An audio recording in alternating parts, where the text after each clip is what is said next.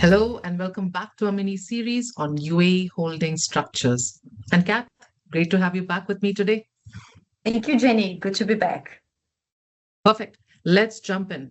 In the first two episodes, we explored the UAE's global positioning and the concept of passive holding structures.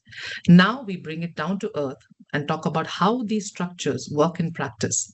Kath, let us begin with one of the most used holding vehicles in the UAE, the ADGM SPV. Sure. So, Jenny, ADGM SPV is one of the most flexible and internationally recognized passive holding vehicles here in the UAE. It's commonly used to hold many different types of classes of assets, I would say, subsidiaries, joint ventures, investment portfolios, receivables, properties, IP, and any other structured assets. And what gives it that level of credibility internationally? Well, firstly, the SPVs are registered with the ADGM, right? The Abu Dhabi Global Market, which is a tier one financial jurisdiction governed by the UK common law framework. And this combination makes it particularly attractive, I would say, for institutional or cross-border structures. However, something that needs to be said here, an ADGM SPV, Jenny, is not a plug and play type of entity. So ADGM register requires a clear nexus to justify the use of an SPV. And this could be a UAE GCC based asset, an ADGM related transaction, a financing or structuring rationale, or any connection to the UAE or GCC. Yeah. Okay, so it is straightforward, but within a clear framework. All right, that makes sense. Okay, let's shift over to Dubai and talk about DIFC prescribed companies. Sure. So DIFC's response or equivalent to ADGM SPV is the DIFC Prescribed Company or Prescos, as we usually say. Yeah. It also sits within a common law framework. It may be established where it is controlled by a GCC citizen or a GCC controlled entity, a DIFC authorized firm, or a DIFC registered person, which is not a prescribed company or an NPIO type of entity, or it may be incorporated to hold and control GCC located assets.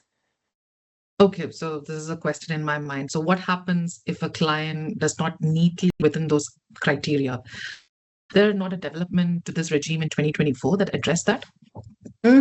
There was indeed. So, and this is where things have evolved with the DIFC, Jenny. So, a further pathway has been introduced that allows any individual or corporate applicant globally, without necessarily having an access to the UAE, to establish this DIFC prescribed company, provided that a DFSA registered CSP or corporate service provider like MHQ is appointed as director or performs compliance and AML functions under an arrangement with the DIFC register.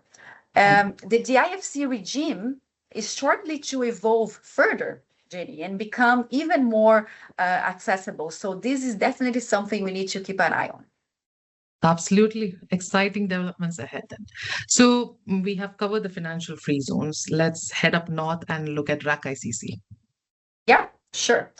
So the RAK ICC International Business Company, or RAK ICC IBC, as we say, is often seen as the most flexible among UAE holding vehicles. Yeah, unlike ADGM SPVs or the IFC prescribed companies, it does not require a specific nexus or qualifying criteria to be incorporated. Oh, that's great. So structurally lighter from an entry perspective. Yes, correct. While commonly used as a holding company, a RAK ICC IBC can also conduct commercial activities such as trading or provision of services, provided that those activities are carried out outside the UAE. So no commercial activities in the UAE. Yeah. And this makes it particularly suitable for international clients who do not necessarily need only pure holding, without the restrictions of financial free zones like ADGM and DIFC. So more range without the financial free zone gatekeeping. Okay, that's nice. All right, so let's head to the newest player in this passive holding space, DMCC. Yes, DMCC. So DMCC is an important addition, as one of the UAE's largest and most dynamic free zones. DMCC introduced this dedicated holding company and SPV frameworks last year in 2025. So DMCC holding company is limited to holding shares and equity interests, in business.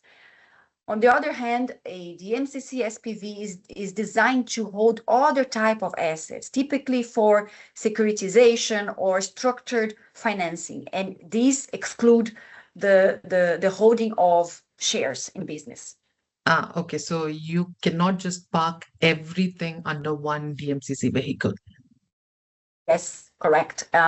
Unlike some other jurisdictions like the IFC and ADGM, there is no single DMCC entity that can hold all asset classes under one roof. The framework in DMCC gives clarity, but it also creates fragmentation. So clients may need two separate vehicles in DMCC, where in other regimes or other jurisdictions, again, like ADGM and DIFC, one consolidated holding entity would do the job and hold all the assets.